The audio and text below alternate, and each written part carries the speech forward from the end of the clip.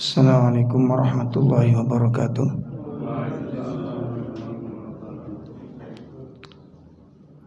Alhamdulillahirabbil alamin. Alladzi arsala rasulahu bil huda wa dinil haqq liyudhhirahu 'alad dini kulli walau karihal musyrikun.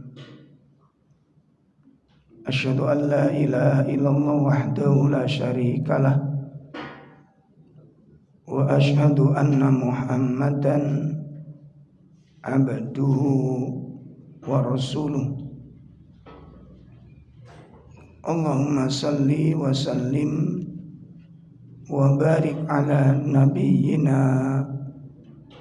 Muhammadin wa ala alihi wa ashabihi wa man tabi'ahum bi ihsanin ila yaumiddin.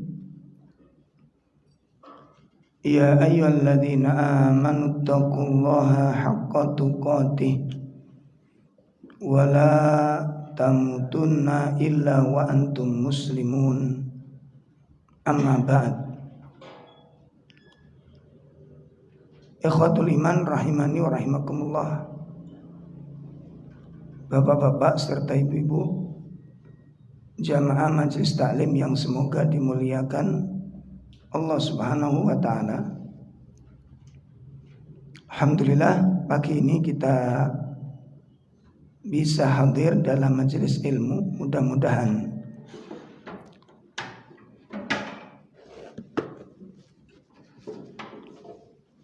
ini menjadi amal soleh bagi kita semua.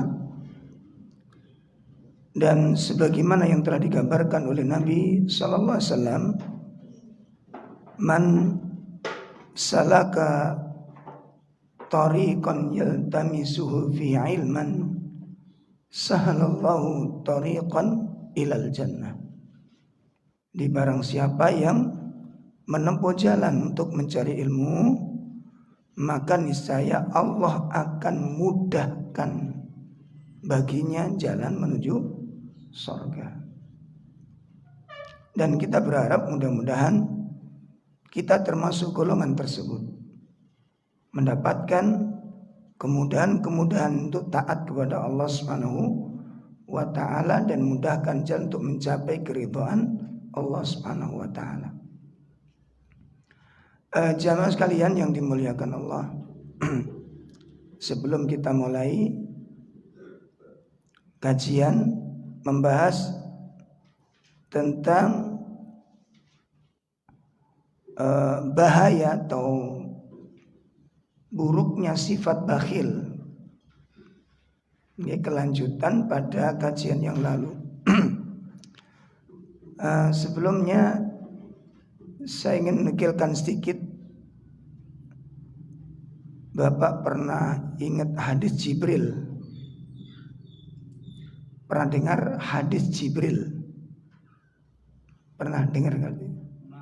Hadis Jibril itu tentang apa, Pak? Apa kisahnya hadis Jibril itu kenapa? Ya. Ya, jadi suatu saat Umar bercerita, itta'ala alaina dzata yaumin rajulun asyaddu bayadu siyab sawadu sya'rahu walam yaru alaihi athar safar. Suatu saat ketika kami duduk bersama Nabi SAW, tiba-tiba muncul seorang laki-laki yang berpakaian sangat putih, terus rambutnya sangat hitam, dan tidak nampak atas orang tersebut bekas-bekas perjalanan jauh. Nah, berarti penampilannya gimana? Rapi, bersih, indah. Setelah itu gimana hadis itu? Setelah itu datang kepada Nabi, kemudian Duduknya gimana? Nah, menempelkan lututnya ke lutut Rasulullah SAW dan meletakkan kedua telapak tangannya di atas pahanya. Hadis ini mengisyaratkan tentang apa? Masih ingat pelajarannya? Dianjurkan penuntut ilmu untuk mendekat. Sampeyan rada ado iki. Monggo dipun terapaken hadisnya ini. Monggo dipun terapaken. Niki kok suwe-suwe hilang sunnah ini. Kalau enggak diingatkan nanti hilang. Nanti bulan depan pasti jauh lagi. Pasti sudah. Ini enggak boleh ya, enggak boleh kalau ngaji berjauhan enggak boleh. Jadi monggo di mendekat kemawon. Ya. Nanti supaya enggak sunnah ini enggak hilang. Ya, supaya sunnah ini enggak hilang. Monggo maju Pak, monggo maju. Ya. Jae ketok rodok temen ngono lho. Ya, jae ketok rodok temen. Ini ngapunten ya, ngapunten. Justru yang ngamalkan teman-teman jamaah tabligh. Nah, masa gak izin mana ya? Justru yang ngamalkan siapa? Teman-teman jamaah tabligh. Diterapkan betul itu, Pak. Malah nggak pakai meja begini. Ya cuma kalau ngeliat logo di surga iso awet ngaji ini kan. Dengkulnya loro. Ya, justru teman tabligh itu jaga sunnah ini. Betul-betul dijaga rawat gitu Pak, dekat kepada itu apa? Menampakkan sebuah kesungguhan. Ya menampakkan sebuah kesungguhan. Nah, ngapunten sangat ini sebelum kita mulai ya. Ini kita pemanasan dulu. Jadi hal seperti ini sepele Pak, memang sepele. Justru tergelincirnya hati seorang itu dari hal-hal yang sepele. Ngapunten ya, ini kalau nggak diingatkan, kalau nggak dirubah, bulan depan pasti begini lagi. Gimana? Dan lama-kelamaan apa? Sunnahnya thalabul ilmu hilang. Satu, nggak marono mana? Apalagi gitu, hilang lagi. Terus ada lagi karena diremehkan, karena dianggap sepele, akhirnya nggak diamalkan. Dan yang paling mengerikan, orang kalau meninggalkan sesuatu dalam keadaan meremehkan, itu nggak pernah menyesal, Pak. Nggak pernah menyesal. Padahal ini merupakan sebuah apa? Sesuatu yang tidak pernah kita pikirkan. Agama itu amanah.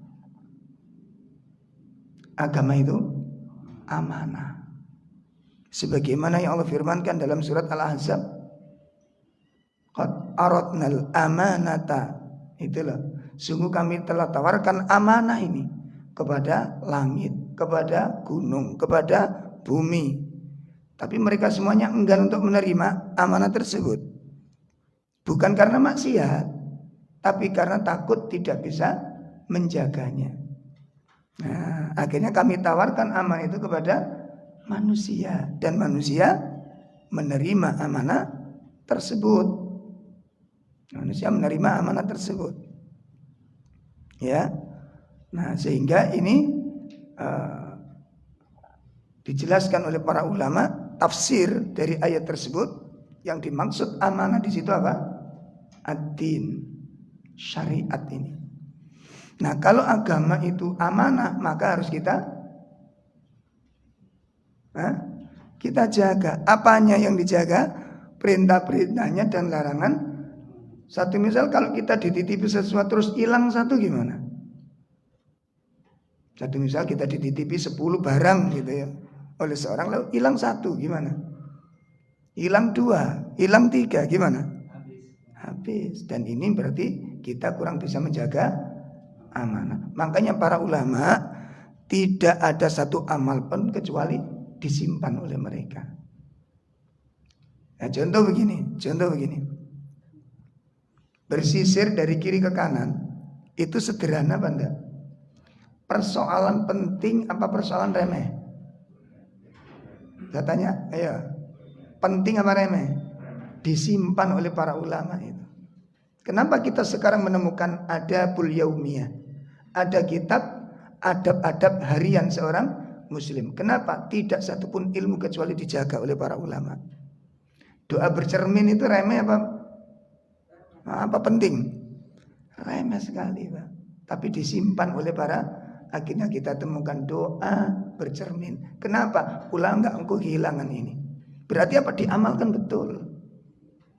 Diamalkan betul dalam agama. Makanya nanti kalau kita satu amalan yang kelihatannya sepele dibiarkan atau enggak dijaga, enggak dilaksanakan, berarti nanti satu sunnah hilang. Sebab kalau panjenengan dengan saya tidak menjaganya, tidak mungkin jenengan ngajarkan ke anak-anak. Tidak mungkin. Gimana? Tidak mungkin. Sehingga nanti ketika anak melanggar sunnah itu dibiarkan. Satu. Nanti ada lagi sunnah yang dianggap remeh, ditinggalkan lagi. Dua. Terus berapa sunnah yang akan kita rencanakan untuk hilangin ini? Nah, kira-kira berapa sunnah nanti yang akan kita hilangkan? Masya Allah. Ini yang, dan yang lebih mengerikan tadi apa? Yang lebih mengerikan adalah ketika orang melakukan suatu kesalahan dengan bentuk meremehkan, itu nggak ada penyesalan, Pak. Lah kalau nggak ada penyesalan, ada merasa bersalah? Kalau nggak merasa bersalah, perlu minta ampun dan bertobat? Enggak. Berdosa tiap saat dan tidak merasa bersalah. Padahal para ulama mengatakan apa? La kabiratin. Ya, la kabiratin. Tidak, dosa itu tidak dianggap besar. Ya, dosa itu tidak dianggap besar apabila diikuti dengan istighfar wa taubah. Ya, dosa itu tidak dianggap besar apabila diikuti dengan istighfar dan taubat. Sebaliknya, wala saghiratin, dan dosa itu tidak dianggap kecil. Ya, la kabiratin ma'al istighfari wa taubah. Dosa itu tidak dianggap besar apabila diikuti dengan, disertai dengan apa? Istighfar dan taubat. Wala saghiratin, sebaliknya dosa tidak dianggap kecil ma'al israr apabila disertai dengan terus menerus. Nah, makanya ngapunten sangat ya, kalau saya mungkin agak cerewet gitu ya. Wong ngono kok dibahas. Masalah ngono kok dibahas. Nek mboten dibahas engko minggu maneh salah maneh sampean. Salah lagi. Terus begitu akhirnya apa? Sunnah-sunnah ini banyak yang hilang. Akhirnya munculnya apa, Pak? Nanti kalau ada pengajian itu ruwet, aneh Pak akhirnya. Maju kok cek rapet sih. Kok cek lapo maju-maju iku ngono. Akhirnya kelihatan asing. Lah, itulah yang kemudian Nabi mengatakan apa? Bada'al Islamu gharibun. Islam itu akan menjadi asing. Asingnya Islam ada dua. Penyebab Islam itu menjadi asing. Kenapa, Pak? Satu, sedikitnya ilmu yang dimiliki oleh umat Islam. Fikih sempit, masalah akidah sempit, masalah ibadah sempit, sehingga nanti kalau ada orang ibadah sing gak padha karo dhek dianggap asing. Lho gimana? Saya dulu tuh sadurunge ngaji, napa ning ngaji sunat, dereng ngaji fikih niku dereng luas ya wis. Ngaji apa noe iku. Ana wong salat niku ngeten-ngeten niku wis gak tenang kula iringan iki aliran apa ngoten. Salat kok tangane apa? Endut-endut. Gimana? Kok tangane apa iki aliran? Pasti bertanya, iki aliran apa? Pasti begitu sudah. Ternyata ini diajarkan oleh Nabi SAW. Nah, coba kalau kita nggak ngerti, ngelihat sesuatu yang diajarkan Nabi terasa apa? Nah, itulah yang kita rasakan hari ini ketika kita ada di tengah-tengah masyarakat awam. Gimana? Di tengah-tengah masyarakat awam. Wis bojone brukutan, topengan. Kamelo acara macam-macam, iki Islam. Opo lho ngono. Di tengah masyarakat pasti begitu, Pak. Jadi kelihatan apa? Asing. Nah, itu sebabnya asingnya Islam itu karena sedikitnya ilmu. Nah, yang kedua yang menjadikan sebab kenapa Islam menjadi asing? Itu karena yang sudah berilmu tidak mau mengamalkan. Akhirnya nggak kenal nek ikut teko ajaran Islam. Gimana? Coba kita sudah tahu tapi nggak kita amalkan. Ono wong kenal mboten? Wonten tiyang kenal mboten tentang sunnah itu tadi? Ada orang kenal? Nggak kenal, Pak. Begitu ada orang mengamalkan, jadi apa? Jadi asing. Karena nggak pernah dikenal. Loh, jadi ini yang menjadikan, berarti yang menjadikan Islam asing itu siapa? Wong Islam dewe. Makanya kita nggak usah membenci teman-teman yang belum tahu, karena memang belum tahu ya nopo katanya. Ya, jadi kelihatan aneh, Pak. Aneh di tengah masyarakat itu. Nah, karena minimnya ilmu dan sedikitnya orang yang beramal tentang ini. Makanya jangan sepelekan amal-amal walaupun sederhana. Kalau jenengan menjadi tafsir surat Al-Zalzalah yang disebutkan faman ya'mal mithqala dzarratin khairan yarah wa man ya'mal mithqala dzarratin, kita tidak akan pernah meremehkan satu perkara pun, baik itu perintah maupun larangan. Tidak akan pernah kita berani meremehkan. Kenapa? Masing-masing ada balasan. Yang amal baik disiapkan balasan pahalanya, amalan jelek walaupun kecil sudah disiapkan siksaannya. Beranikah kita melakukan itu? Masa kita ditari terakhir, berani kita mengamalkan begitu? Enggak berani kita. Nah, ini sebagai peringatan di rumah pun ngoten, nggih. Di rumah pun juga demikian. Jadi sehingga tok sunah-sunah iki mari kita amalkan. Kita amalkan supaya apa? Rumah kita itu diwarnai, dimakmurkan, disinari dengan cahaya ilmu dan amal. Ngaten. Ngono kula mbek sampean cita-cita nekano syariat di negara ngamarta. Ya, negara ngamarta iku. Ya, negara ini Antasena ya. Lalu kita di rumah sendiri aja sunnah itu nggak bisa kita dirikan. Ya, coba jangan mau menegakkan syariat di negara ngamarta, tapi di dunia kita sendiri, di rumah kita, di mana kita yang menjadi pimpinan di situ, gak iso negakno syariat. Saya coba di logika nih sana, mungkin apa enggak niki terwujud?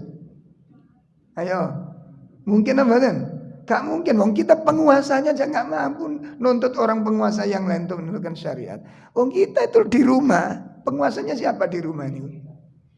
Sinten, Mbak? Presiden ini di omah niku sinten? Lho kula mbek sampean lho gak senegakno ning omah kuwi. Padahal rakyate mek telu. Lho gimana? Ada isi anak dua ya selesai. Tegakkan syariat di rumah jenengan. Jenengan presiden ini. Saiki opo sing menghalangi sampean gak senegakno syariat di omah? Wong sampean presiden ini. Ya ditakoni ngono piye jawabe? Menteri ini gak dukung ngono. Ayo menteri ini gak dukung. Lho ngene kok cita-cita menegakkan mimpi buruk itu ya. Ini konyol itu ya. Mari makanya saya mengajak, saya ingatkan lagi kemarin juga gitu di masjid-masjid sunan ini nglember ngoten niku Pak Malian, Pak. Pojok kono lho kok paling koyo ngene iki. Pun saya enggak mulai ngaji kalau enggak mendekat dulu nang. Akhirnya mulai. Nah, ngene kok mben ojo kumat maneh ngono. Ngene kok Pak soalnya wis kadung kulino, Pak. Akhirnya apa? Dianggap ya padahal apa? Padahal salah. Padahal salah.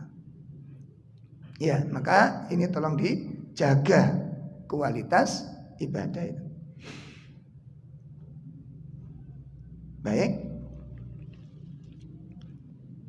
Sekarang kita akan masuk pembahasan dampak buruk dari sifat bakhil. Kemarin sampun kita bahas murojaah sedikit Pak ya. Murojaah sedikit, ngetes tulisannya si ana apa ora. Perbedaan bakhil, asyukh wal bukhil niku napa?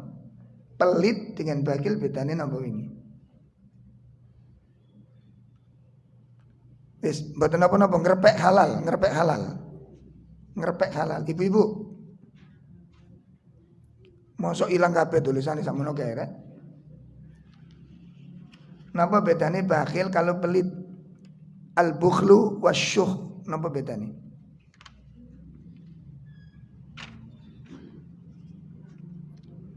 Lak dicatat to winganan ini. Lak dicatat dong ya? Nggih. Napa wonten buku situke? Napa wonten buku situke? Sampeyan kakean buku sih. Kakean buku tapi gak jelas. Ya Allah, ya Allah, ya Allah, ini satu PR lagi buat kita. Saya minta dengan terhormat. Ya, jadi menawi saged diusahakan. Ya, diusahakan. Kalau ngaji, usahakan setiap ustadz itu punya buku satu, Pak. Oke, baru ketok temen ngaji ini. Nggih, cek mboten koyo botekan. Kenapa? Lah wong anak kita sekolah aja loh, SD kelas 1 itu loh. Masing-masing mata pelajaran ini kono. Ayo, nek zaman kula biyen terus terang buku situ iku dadi matematika, yo digawe apa? PMP, digawe IPA, digawe biyen ya. Setelah itu enggak boleh kan? Nggih ta? Apalagi saiki setiap mata pelajaran ini kono buku ini sendiri, ada buku tulisnya sendiri. Ake silsilah kayak belajar niku enak kalian. Runtut ngoten niku pembahasan. Dan itu bagian dari al-asbab min ilmin nafi'. Ya, itu sebab-sebab yang menjadikan ilmu itu bermanfaat. Dan itu min alamatil ijtihad. Perhatikan. Itu bagian tanda-tanda bentuk kesungguhan mencari ilmu. Disimpan. Makanya ulama-ulama sering kali kita mendapatkan flyer undangan pengajian, di bawahnya pasti ditulisi qayyidu ilm bil kitabah. Ikatlah ilmu itu dengan apa? Tulisan. Kenapa? Daya ingat kita itu lemah, Pak. Ya, makanya Nabi SAW mengatakan lepasnya ilmu dari akal kita, dari ingatan kita itu lebih cepat hilangnya daripada kuda yang tidak ada talinya, daripada onta yang tidak ada talinya. Jadi ilangi ilmu dari ingatan kita itu lebih cepat tinimbang napa? Tidak daripada kuda yang tidak ada talinya. Kenapa? Kuda yang nggak ada talinya kalau lepas itu belum tentu langsung hilang, Pak. Bisa jadi berhenti karena melihat rumput. Loh gimana? Bisa jadi berhenti karena melihat makanan, berhenti dia makan dulu dia. Nggak langsung hilang, tapi ilmu begitu kita lupa, hilang sudah ilmu ini. Ya, hilang. Nah, kalau udah hilang sulit murojaahnya gitu. Nggak bisa murojaah. Ya, mboten saged murojaah. Baik. Sekarang kita akan bahas dampak buruknya. Di antara, jadi sifat bakhil dengan sifat pelit niku memiliki bahaya-bahaya yang sangat besar sekali. Ya. Memiliki bahaya-bahaya yang sangat besar sekali. Apa di antara bahaya yang ditimbulkan dari sifat bakhil?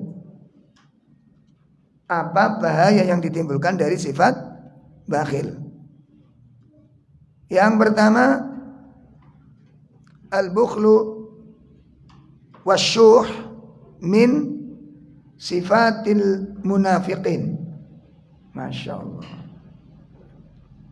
Ya, bakhil dan pelit itu merupakan bagian dari sifat-sifatnya orang munafik. Ngaten. Jadi wong sing eman-emanen sedekah, eman-emanen infak, eman-emanen kurban. Wong duwe iku ono, tapi enggak berani melakukan. Itu bagian dari tanda-tanda apa? Kemunafikan. Min alamatin nifaq. Ya. Karena orang-orang mukmin tidak mungkin sifat bakhil itu. Ketika Allah sebutkan orang-orang mukmin, Allah sebutkan sifat orang-orang yang bertakwa. Begitu disebutkan alladzina yuqimunas shalah, gandengannya apa? Wa yu'tunuz zakat. Kemudian ada lagi alladzina yuqimunas salata wa mimma. Nah, itu selalu gandengan begitu. Gimana? Coba kita lihat ayat-ayat yang berkaitan dengan sifat orang-orang munafik, sifat orang-orang bertakwa, selalu dihubungkan salat, infak, salat, zakat. Kenapa? Ini memiliki komunikasi yang sangat luar biasa. Orang yang benar imannya, yang benar takwanya, punya komunikasi dengan Allah yang baik dan punya komunikasi yang baik dengan manusia. Ini iman yang benar. Jadi bukan hanya kepada Allah baik, manusia nggak peduli cacat imannya, cacat Islamnya, tidak sempurna ilmunya. Bahkan dikhawatirkan inilah bagian daripada sifat-sifat nifak. Ya, Allah Subhanahu wa taala sebutkan hal ini di surat 9 ayat 54. Surat 9 ayat 54.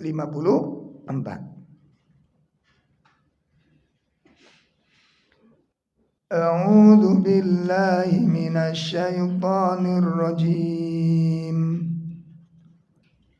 وَمَا مَنَعَهُمْ أَن تُقْبَلَ مِنْهُمْ نَفَقَاتُهُمْ إِلَّا أَنَّهُمْ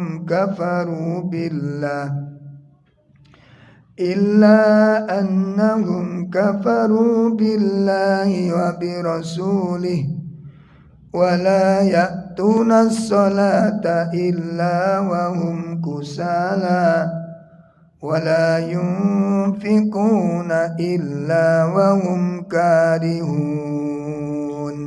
Ya, ada terjemah. Dan yang menghalang-halangi infak mereka untuk diterima adalah karena mereka kafir ingkar kepada Allah dan Rasulnya, dan mereka tidak melaksanakan salat melainkan dengan malas, dan tidak pula menginfakkan harta mereka melainkan dengan rasa enggan atau terpaksa. Insyaallah. Ini ketika Allah sebutkan sifat-sifat munafik. Ya, Allah jelaskan tidak ada yang menahan amal-amal mereka itu untuk diterima oleh Allah Subhanahu wa taala. Artinya apa ini, Pak? Amal-amal orang munafik ini kalau masuk nifak i'tiqad, nifak niku wonten pinten? Munafik wonten pinten, Pak?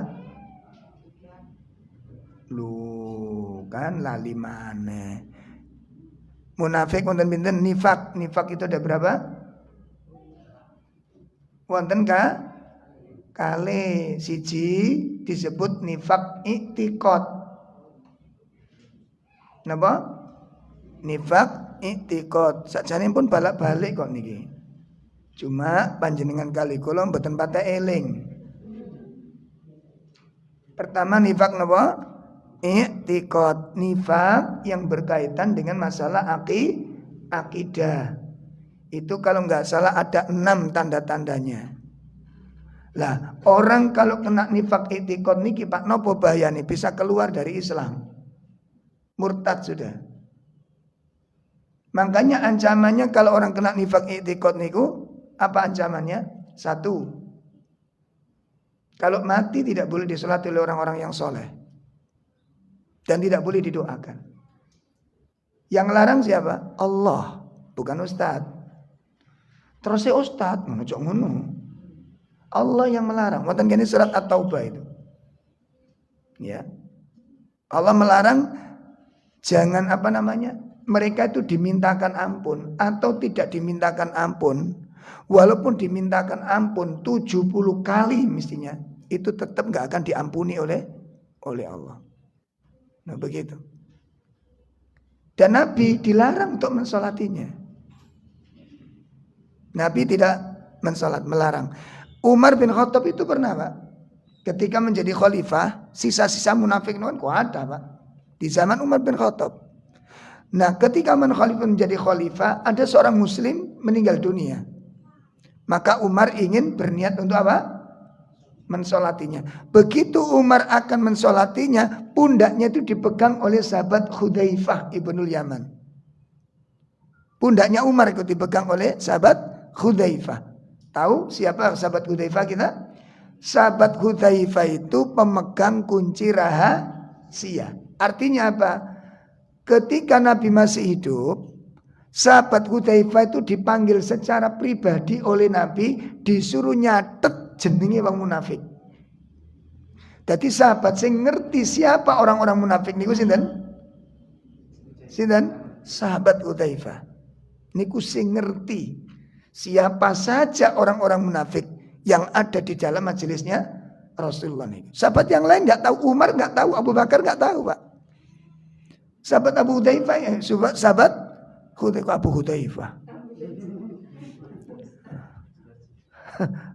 Tak lebolan. Ya. Sahabat Hudzaifah ini yang diberitahu oleh Nabi, dicatat satu persatu fulan. Jadi Hudzaifah itu tahu semua siapa yang munafik itu. Nah, pada masa Umar bin Khattab menjadi khalifah, pas Umar akan mensolati jenazah seorang muslim, pundaknya dipegang oleh sahabat Hudzaifah, kemudian seraya mengatakan, "Ijlis ya Amirul Mukminin." Ya Amirul Mukminin, duduklah. Ya, Anda nggak usah ikut nyolati dia, biar disolati orang lain. Lantas Umar mengatakan, "Mengapa engkau melarangku mensolati dia ya Hudzaifah?" Apa kata Hudzaifah? Sahabat Hudzaifah mengatakan, "Fa innahu min ulaik." Ya Allah. Orang yang akan Anda sholat ini termasuk sing jenenge tak catet. Ini nggak boleh disolati oleh orang-orang yang soleh. Jangan disolati orang-orang yang utama. Itu ada larangan. Bahkan di dalam Quran jelas itu, Pak. Ya, coba jenengan pirsani wonten gene surat At-Taubah ayat 84. Kita lihat 80 dulu. Ayat 80 dulu. Yang menjelaskan orang munafik itu di jalur sepuro gak di jalur sepuro niku karena bedane, Pak. Sebab Allah enggak akan mengampuninya. Sekalipun kita memohonkan ampun sebanyak 70 kali. Nah, itu enggak akan diampuni dia. Artinya sebanyak apapun kamu beristighfar Muhammad, istighfarmu enggak ada akan manfaatnya bagi mereka. Masya Allah. Ini kalau orang masuk nifak, kenapa? Ikut. Silakan dibaca, Mas. Artinya saja. Sama saja engkau Muhammad memohonkan ampunan bagi mereka atau tidak memohonkan ampunan bagi mereka.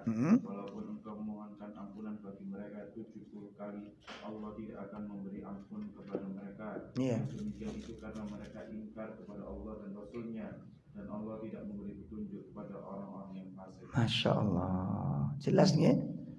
Astaghfir lahum aw la tastaghfir lahum. Kamu mohonkan ampun atau tidak. In tastaghfir lahum 70 marrah. Sekalipun kau mohonkan ampun kepada mereka 70 kali, fala yaghfirullahu lahum. Allah tetap tidak akan mengampuni mereka. Kenapa? Syahadatnya itu pengkhianatan. Ini yang pertama. Yang kedua kita lihat ayat berapa tadi? 84. Masuk 84. Itu ada dua larangan, tidak boleh mensolati dan tidak boleh mendoakan selama-lamanya. Tidak boleh mensolati dan tidak boleh mendoakan selama-lamanya. Kenapa? Dia itu hakikatnya itu orang kafir. Nifak i'tiqad itu hakikatnya orang kafir. Hakikatnya orang kafir.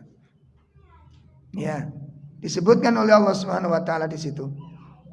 Wala tusalli ala ahadin minhum mata abadan wala takum ala qabrihi. Ya, innahum kafaru billahi wa rasulihi wa matu wa hum fasiqun. Silakan. Dan janganlah engkau Muhammad mensalatkan salat untuk seorang yang mati di antara mereka orang-orang munafik selama-lamanya, dan janganlah engkau berdiri mendoakan di atas kuburnya. Masya Allah. Sesungguhnya mereka ingkar kepada Allah dan Rasulnya, dan mereka mati dalam keadaan kafir. Ini hakikatnya, Pak. Ini hakikatnya. Makanya dipun jelasaken wonten kene ayat 54. Syahadatnya itu bohong. Maka sholatnya juga bohong. Puasanya juga, seluruh ibadahnya orang nifak i'tiqad tidak ada yang diterima oleh Allah Subhanahu wa taala. Kenapa? Karena dilakukan bukan sama sekali karena Allah. Di hatinya itu enggak ada iman kepada Allah.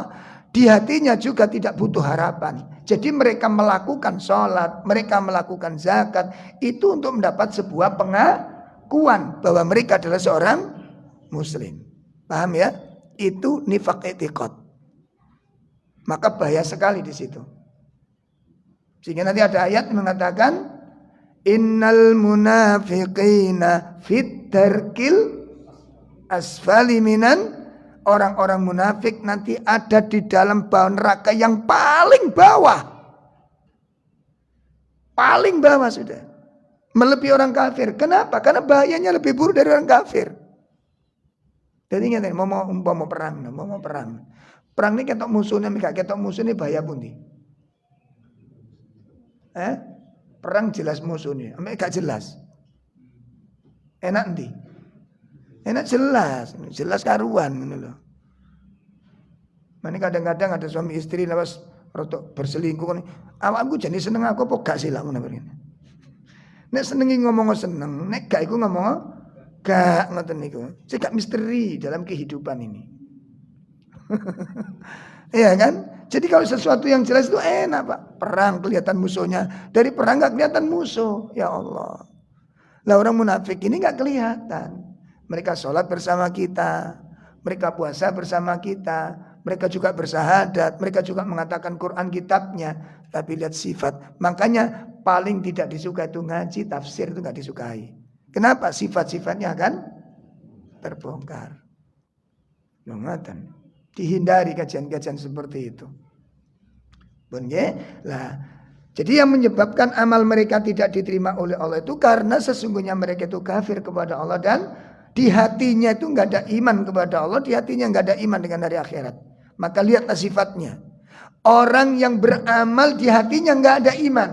Bagaimana ibadahnya? Wala ya'tunas salata illa wahum kusala. Perhatikan. Apa mereka akan sholat? Mereka sholat dalam keadaan malas. Satu. Ya.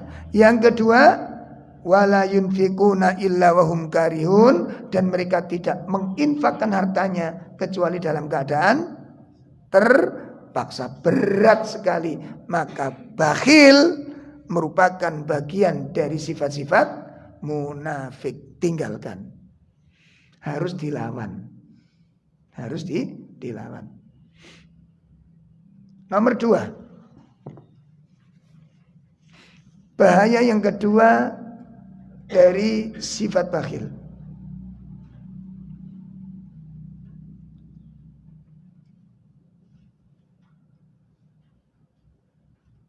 La khaira fiha. Tidak ada kebaikan padanya.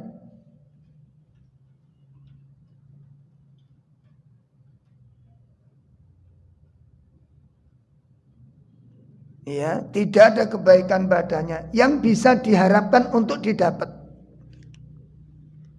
Masya Allah. Tidak ada kebaikan padanya yang diharapkan untuk bisa didapat. Untuk bisa mendapatkan kebaikan dari orang seperti ini, itu sulitnya luar biasa. Jadi orang munafik niku gak bisa diharapkan kebaikannya, Pak. Tidak ada kebaikan yang bisa diharapkan. Kenapa? Karena di dalam itu adanya sifat-sifat yang sangat amat tercela. Disebutkan oleh Allah Subhanahu wa taala wonten gini surat 33 ayat 19.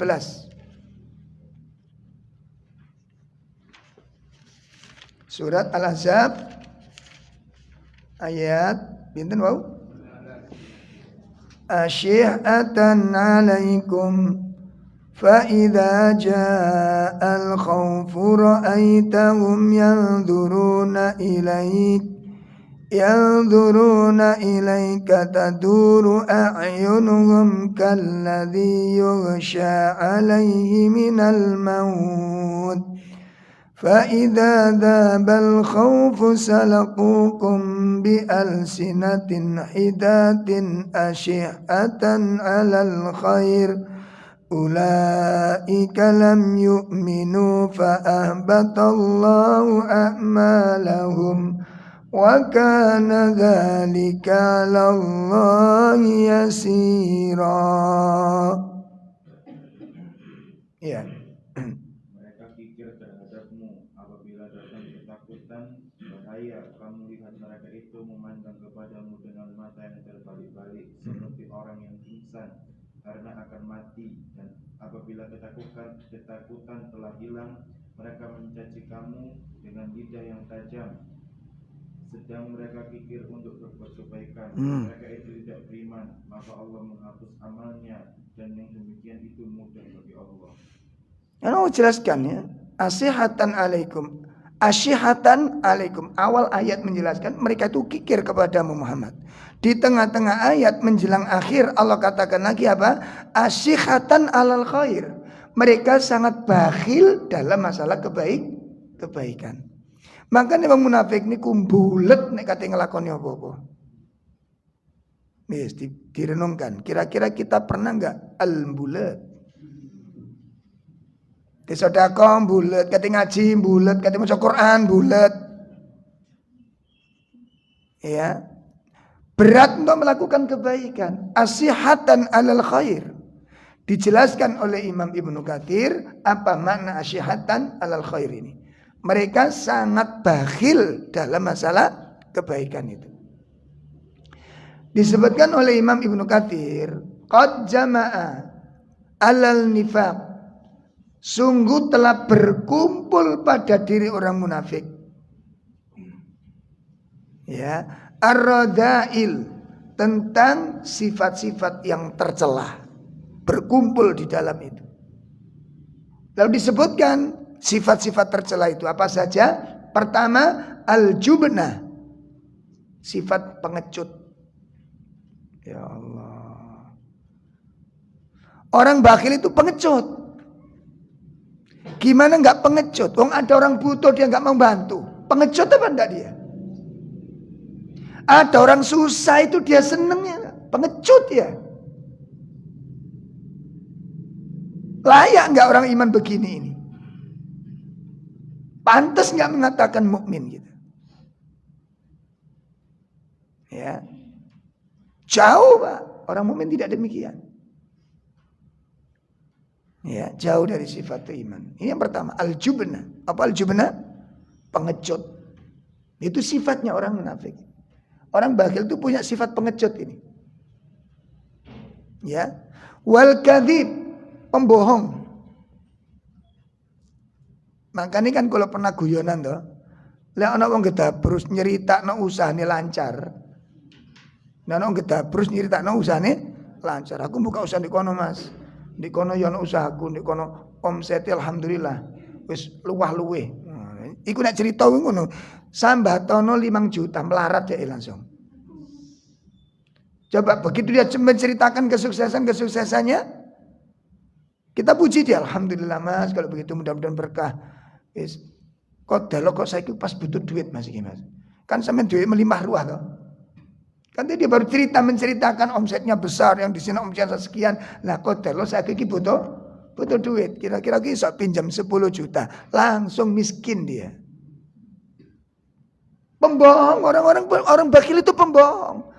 Pura-pura enggak punya duit, pura-pura lemah, punya fakir. Ini kan pembohong dan ini sekaligus sifat pengecut, dan itu tidak layak menyandang keimanan seperti ini. Tidak layak menyandang gelar keimanan. Betapa rendahnya sifat ini. Ya, betapa buruknya sifat ini. Masya Allah. Kemudian yang ketiga apa? Wakilatul khair. Sedikit kebaikannya. Wakilatul khair. Sedikit kebaikan yang diperoleh darinya. Sedikit yang bisa dikelola. Padahal dia punya kemampuan yang luar biasa. Makanya orang-orang itu kadang-kadang kan Sabang Sinawang, kalau ada orang punya teman akrab kaya, katanya, ya itu seneng. Orang lain enak kancamu sugih apane. Lho gimana? Diingkari itu kekayaannya itu. Atau punya saudara yang kaya raya dia, tapi bakhil. Ada yang bangga dengan begitu? Ada yang dibanggakan darinya? Enggak ada yang dibanggakan. Kenapa? Hakikatnya orang-orang munafik ini, orang-orang kikir, itu adalah ahsihatan alal khair. Sedikit kebaikan yang dia bisa lakukan. Nah, sing paling banyak apa yang diperoleh? Alasan. Itu ciri-ciri orang munafik niku ngoten. Amal apa saja wis kalau alasan. Nah, intinya apa? Terhalang dengan kemunafikannya. Itulah karena amal yang dilakukan bukan karena dasar iman kepada Allah Subhanahu wa taala. Beratnya luar biasa. Itu yang kedua. Yang ketiga.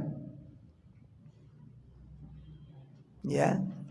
Hadal sifat ini merupakan asyarru sifat.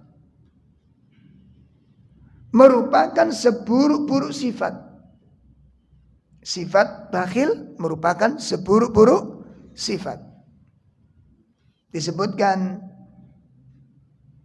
oleh Imam Ibnu Katsir, wahada, dan 3 sifat tersebut, pengecut, pembohong, sedikit kebaikan yang dilakukan, itu merupakan syarru malfil insan. Syarru mafil insan. Seburuk-buruk sifat yang ada pada manusia.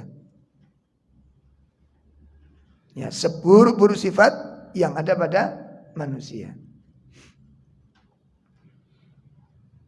Ya coba, kalau satu misal ya, ada orang tua, anaknya sakit, harus operasi. Dia punya perhiasan yang begitu banyak dan orang mengenalnya dia itu kaya. Tapi eman untuk mengoperasikan anaknya, kemudian anaknya meninggal. Apa komentar manusia?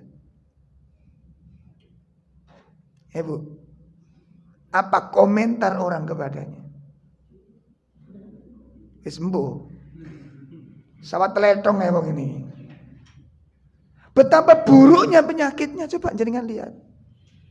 Atau seorang menantu yang kaya raya, mertuanya sakit berat, ya, tidak diobatkan dengan layak.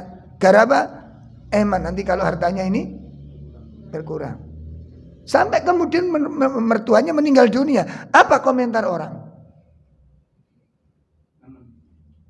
Gak kena diomong, gak kena diomong. Lepoknya museum ini. Gak kena diomong, buruk sekali Pak. Ini kalau orang Jawa bilang tidak adanya itu lebih baik daripada adanya. Betul apa enggak? Padha karo nyambut gawe ngetawet ana anake tengu. Le jokno moh nyingkri le lak ngono to. Timbangane waktu tengok ndek kono ndasku pecah iki ngono. Mending enggak kelihatan orang, enggak dibantu mending, Pak. Daripada orang enggak bisa bantu kita karena enggak ada udzur. Saged dipun paham ini? Ya, adanya dengan tidak adanya sama. Malah mending tidak ada. Mending enggak ono. Ngoten. Ya, sama dengan orang-orang yang punya suami enggak tanggung jawab, di omah klimbrak, klimbruk, nggodho sing wedok njaluk dhuwit, mau nyambutkan dhuwit medhit karo sing wedok. Ini ki komentar apa? Mending mati, Mbak. Ngono kuwi. Karuan mati nanti kubur. Ini bahasanya wong ekstrim ngoten, Mbak. Lho iya terus sing denger kok. Bukan kepo. Lang pas di mobil-mobil kan tak rekam ngoten niku tak jadi catatan ilmu, ya Allah. Ini loh sifat-sifat buruk itu. Enggak adanya lebih baik, Pak. Enggak adanya lebih baik. Jadi komentar ibu-ibu, mending sampean koyo aku iki sampean mending Pak duwe bojo. Ono sing apane enak sampean karuan gak duwe bojo. Aku mesti bojo malah ngingoni bojoku ngono itu. Coba apa komentarnya? Betapa buruknya keberadaan orang seperti ini. Betapa busuknya keadaannya, betapa tercelanya sifatnya. Ya, maka dikatakan oleh para ulama, hadza syarru ma fil insan. Sifat munafik, pengecut, pembohong, ya, sedikit kebaikan yang diberikan itu adalah sifat terburuk yang ada pada manusia. Oleh karena itu Nabi menempatkan sifat bakhil termasuk bencana. Sifat bakhil termasuk musibah. Sifat bakhil termasuk penyakit. Nabi SAW berlindung dari sifat itu. Nah, di antara doa Nabi SAW yang mana Nabi berlindung dari sifat keburukan-keburukan ini, salah satunya adalah Nabi berlindung dari sifat bakhil. Dalam salah satu doa yang diriwayatkan oleh Imam Bukhari Muslim, beliau berlindung dari 8 perkara, 8 keburukan. Beliau mengatakan, Allahumma inni a'udzubika minal hammi. Ya Allah, aku berlindung kepadamu dari kesedihan, wal hazani, dari kedukaan, wal ajzi, dari sifat lemah, wal kasali, dari sifat malas, wal bukhli, dan sifat bakhil, wal jubni, pengecut. Ngomong ini muantep, Pak. Gemes dulu, Pak. Ya Allah, gemes. Saya itu ada kerabat itu, ya Allah, dimarahi orang, caci maki orang. Penggawean ini mak kedip doa ini. Kon ku tak kuwaplok ngono. Lawangane sakit pawanas nih, kon ketena rumah sakit betul. Istrinya krengkel-krengkel kican. Lah ngene iki nek cara wong jalan dijejek wong ini. Lho nggih mboten, Bu? Ngongkon tanggane mbayari akhirnya. Saya coba Anda ngelihat pemandangan seperti enak diapakno wong ini, Pak. Anaknya sakit, panas, kondisi wis lemes, kon ketemu rumah sakit mboten purun. Akhirnya si istrinya minta tetangganya untuk nganter dan bayari, padahal suaminya ada di rumah. Sing ndelok ngene iki lho, gak ati gak guatel akhirnya sampeyan. Buruk sekali. Makanya kita jangan sampai seorang muslim jangan sampai jadi pengecut begini. Tetangga repot, bantu tetangganya itu. Tetangga kesusahan, bantu tetangga kesusahan itu. Ringankan beban-beban mereka. Ojo kedip tok ngono. Paham nih, Bu? Dan bapak-bapak juga demikian. Nek gak ditodok gak muni, nek gak dikentongi gak melayu ngoten niku. Ya Allah, bukan sifat orang mukmin begini nih, Pak. Bukan sifat orang mukmin. Bon. Kemudian Nabi juga berlindung wadol iddain. Ya, terlilit hutang. Makanya dadi wong aja utangan. Dadi wong iku aja utangan. Ojo gampang kepinginan. Ngoten. Ya gak dilarang, utang itu gak dilarang, yang penting tanggung jawab. Nah, tanggung jawab niku ya sing temen ngene lho, usaha, ikhtiar. Terus kalau enggak bisa ya bilang sama yang diutangi, Mas, dereng saged bayar cok meneng, dadi fitnah nggih, Mbak. Hubungan itu jadi enggak baik. Berapa banyak pertemanan bisa rusak gara-gara seperti ini? Nggih mboten? Jadi kalau memang enggak mampu, sampaikan sama dia. Tak masalah. Tapi kita usaha ikhtiar, ditampakkan ikhtiar itu dengan sebaik-baiknya. Ya. Kemudian wa ghalabatir rijal, dan penguasaan dari seseorang. Ya, ditekan oleh seorang, kita berlindung Allah kepada Allah dari sifat yang demikian itu. Baik. Ini yang keberapa? Ketiga. Bahwa sifat bakhil merupakan sifat terburuk yang ada pada diri manusia. Oleh karena itu Nabi berlindung dari sifat tersebut. Yang keempat, bahaya dari kebakhilan adalah al-asbab minal halak. Al-asbab minal halak. Bakhil merupakan bagian sebab-sebab kehancuran, sebab-sebab kebinasaan. Sebagaimana yang telah disabdakan oleh Nabi sallallahu alaihi wasallam, beliau bersabda, wattaqusyuhha. Wattaqusyuhha, jauhkan dirimu dari sifat kikir. Jauhkan dirimu dari sifat kikir. Sebab ahlaka mangkana qablakum, sifat kikir itu menjadi sebab kebinasaan orang-orang terdahulu sebelum kalian. Orang-orang dulu itu rusaknya, hancurnya itu salah satu sifat kikir dan sifat bakhil ini. Maka suami tidak boleh bakhil kepada para istrinya. Ya, suami tidak boleh bakhil kepada istrinya. Istri tidak boleh bakhil kepada suaminya. Nah, ittaqusyuha ahlaka man kana qablakum. Iya. Kemudian hamalahum ala ansafaqu dima'ahum. Sifat bakhil itu menjadi sebab ya, di mana orang-orang bisa mengalirkan darah-darah kalian. Perang bisa karena kecemburuan sosial. Ya, wasta'allu maharimahum, dan menjadi sebab orang menghalalkan apa yang Allah haramkan, merusak kehormatan. Itu sifat bakhil bisa merusak kehormatan. Yang keempat, yang kelima, bahaya dari sifat bakhil adalah apa?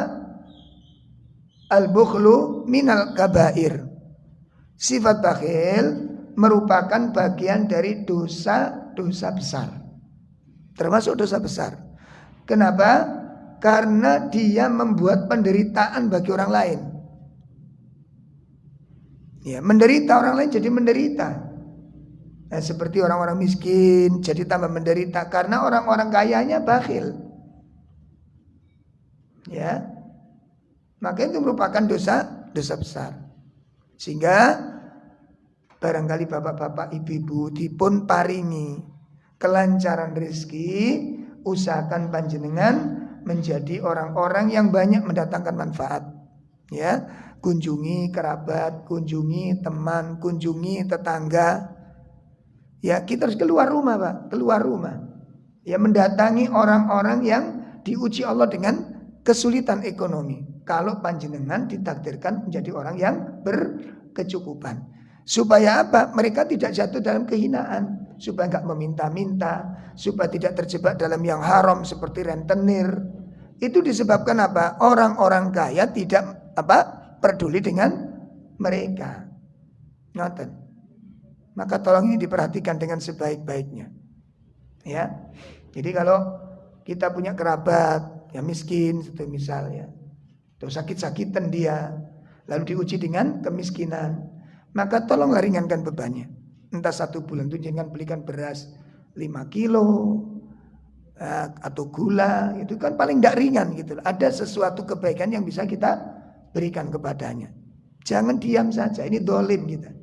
Ini merupakan dosa besar karena kita membiarkan orang menderita.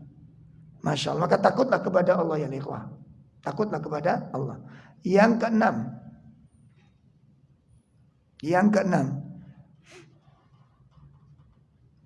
orang yang bakhil akan mendapatkan kerugian yang sangat besar.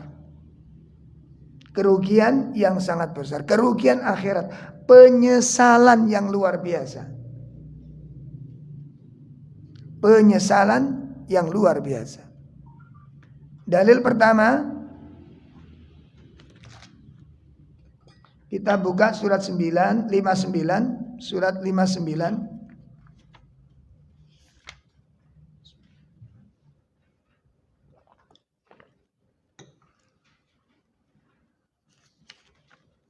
Iya, kita buka surat 59 ayat 9, Pak ya.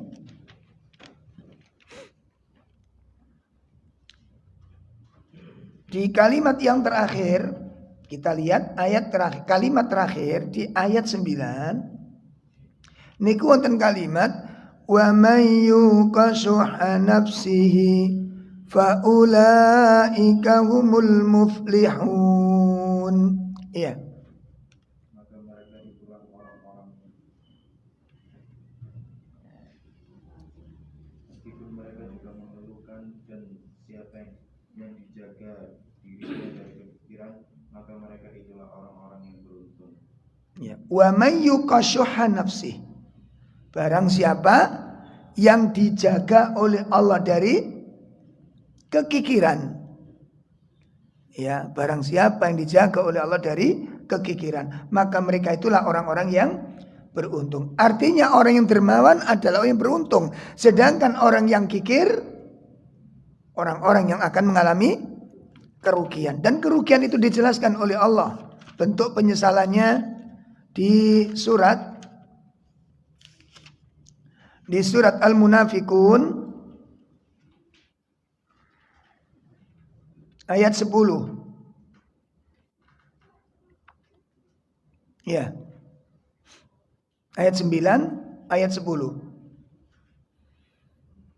Ya ayyuhalladzina amanu la tulhikum amwalukum wala auladukum an dzikrillah wa may yaf'al dzalika fa ulaika humul khasirun. Wahai orang-orang yang beriman, janganlah harta bendamu dan anak-anakmu melalaikanmu dari mengingat Allah, dan barang siapa berbuat demikian maka mereka itulah orang-orang yang rugi. Insyaallah. Terus Dan infakkanlah sebagian dari apa yang telah kami berikan kepadamu sebelum kematian datang kepada salah seorang di antara kamu, lalu dia berkata menyesali, ya Tuhanku, sekiranya engkau berkenan menunda kematianku sedikit waktu lagi, maka aku dapat bersedekah dan aku termasuk orang-orang yang soleh. Masya Allah. Ini ayat yang menjelaskan penyesalan, kerugian yang sangat besar yang akan dialami oleh orang-orang yang